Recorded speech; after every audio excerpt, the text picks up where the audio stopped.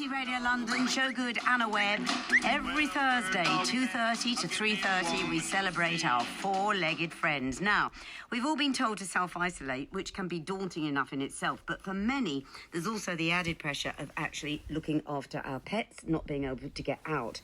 Well, how will those who are under strict instructions to stay inside ensure that their dogs are actually being exercised? Underdog International are rounding up volunteers to help in a time of crisis. I love this idea. We now have its founder, Nadine Kayser, on the line to speak to Anna Webb and myself. Hello, Nadine. Hi, Anna and Joe. How are you both? Very well indeed. So just tell me, first of all, forgive me if I didn't know this, but Underdog International, has it always been there, or is it something that started given this present crisis? We have been around for just under a year, actually, and our focus has been completely different. We're a charity that focuses on bringing children and dogs together for the betterment of both. So most of what we've done in the last 10 months has centred around bringing therapy dogs into schools, helping underprivileged children around the world, educating them about animal welfare, in particular dogs. And we also run rescue and adoption programs, so very different. What we have in place is a whole bunch of processes that we use for our normal kind of day-to-day work. So we assess people to become therapy dog volunteers. We assess people to become home checkers for our adoption program. So we're just redeploying all of those activities to this new role, which we created a week ago. What sort of people are you working with alongside who are in self-isolation, and how are their dogs behaving? Right.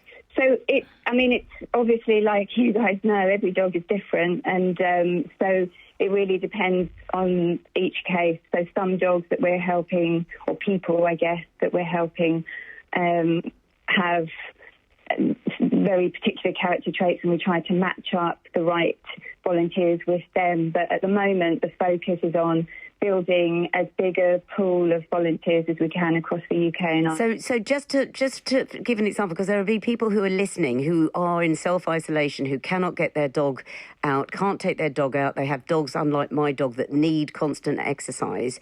What do they do? How do they contact you? And what sort of people are coming to you for this service? Okay. So people who are coming to us range in all ways, actually. So it's some people who are suffering from mental health challenges, really from the anxiety of the whole situation.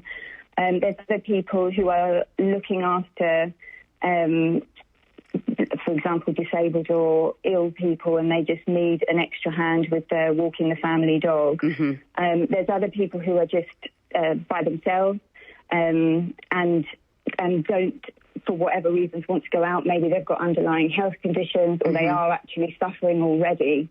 So it's a real wide range. And so, Nadine, just to explain, what happens? You ring the bell, they leave the lead and the dog downstairs. You know, we're not meant to be within 2 meters of each other. So how do you collect the dog? How do you physically do that?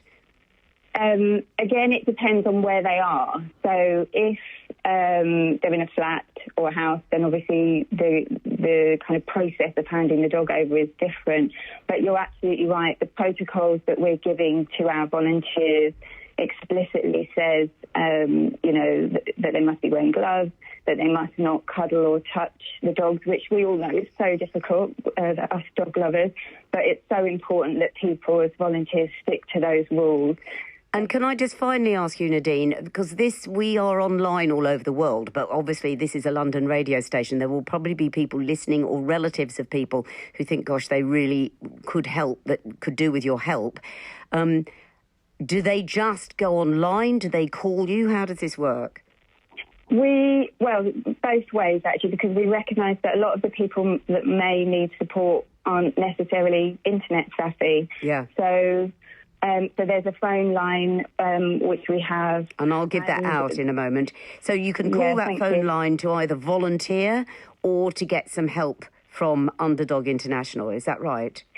Yeah, ideally, anyone who can use the internet should just go to our webpage, and the home the homepage has a very clear box to register as a volunteer and a very clear box to register for help. OK, I'm going to let you pick up that call because someone obviously needed you. Thank you so much, Nadine. I'm going to give out the number now for anyone that thinks they could benefit by using this charity or indeed offer some time. You will be, rigorously checked because you are going to be taking on the responsibility of a stranger's dog, but they need a lot of help and there will be people needing their help. So the hotline number is 0208 050 4292, 0208 0208 050 4292, or as Nadine says, go on to their website, which is theunderdog.org.